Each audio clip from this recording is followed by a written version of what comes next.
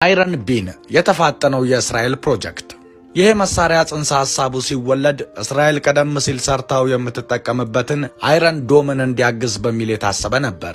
ብቻውን ራሱን የቻለ መሳሪያ ይሆናል ብሎ የገመተ አልነበረም።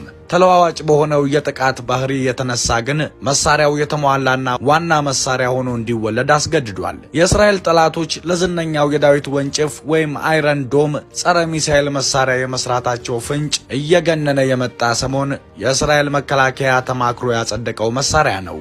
2022 ላይ የተፋጠነ ውጤት እንዲመጣ የእስራኤል መከላከያ ሚኒስተር ቤኒ ጋንዝ እጅግ ከፍተኛ በጀት መድበው ነበር። 100 ሚሊዮን ያክል የእስራኤል ገንዘብ ፈሶበታል። መሳሪያውን የሰራው የእስራኤል መከላከያ የጥናት ዳይሬክቶሬትና ዝነኛው ራፋኤል የመሳሪያ አምራች የግል ድርጅት ነው። አይረን ቢም በምድር በባህርና ከአየር ላይ እንዲጠመድ ሆኖ የተሰራ ነው።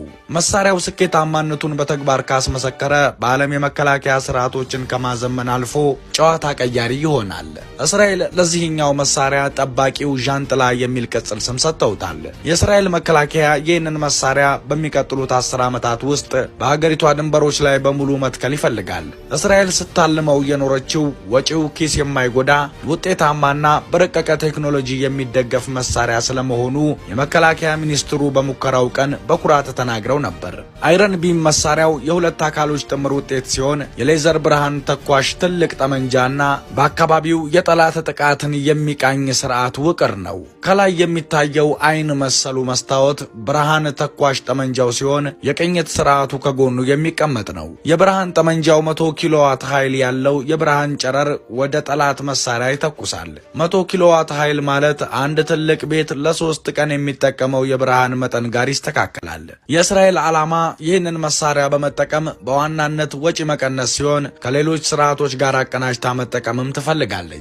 ወጪ መቀነሱ ግን የሚደነቅ ነው። ዝነኛው አይረን ዶም አንድ ሚሳኤል ለመጣል የሚተኩሰው በወጪ ቢሰላ $50,000 በላይ ነው። ይህ ብርሃን እንጂ ጥይት የማይተኩሰው መሳሪያ ግን ለአንድ የጥቃት መልስ የሚያስወጣው $2 ብቻ ነው። አዲሱ መሳሪያ ሁለት ዋና አድቫንቴጅ አለው። አንደኛው መጥቶ በሚጥለው መሳሪያ የሚያወጣው ወጪ ሲሆን፣ ሁለተኛው ደግሞ ምንም ጥይት የማይጠቀም በመሆኑ አለቀብኝ የማይል መሆኑ ነው። የኃይል አቅርቦቱ አይጓደል እንጂ 24 ሰዓት ሲተኩስ ውሎ ማደር ይችላል። መሳሪያው አዲስ ስርዓት እንደመሆኑ በፈጠነ ጊዜ እንዲወጣ ከመፈለጉ አንጻር የተወሰኑ ጉድለቶች አሉበት። 3 ችግሮች ሲኖሩት እስራኤል ይህንን ለመቅረፍ ከአሜሪካ መንግስት ጋር የጋራ ፕሮጀክት ወጥናለች። የመጀመሪያው ችግር የአየር ንብረት ነው። የመሳሪያው ሴንሰሮች ከበድ ያለ የአየር ንብረት ሊያስተጓጉላቸው ይችላል። ከበድ ያለ ደመና፣ ጭጋግ፣ ከፍተኛ ዝናብ የሴንሰሮቹን አቅም ይገድባል። በእስራኤል የክረምት ወራት በኖቬምበር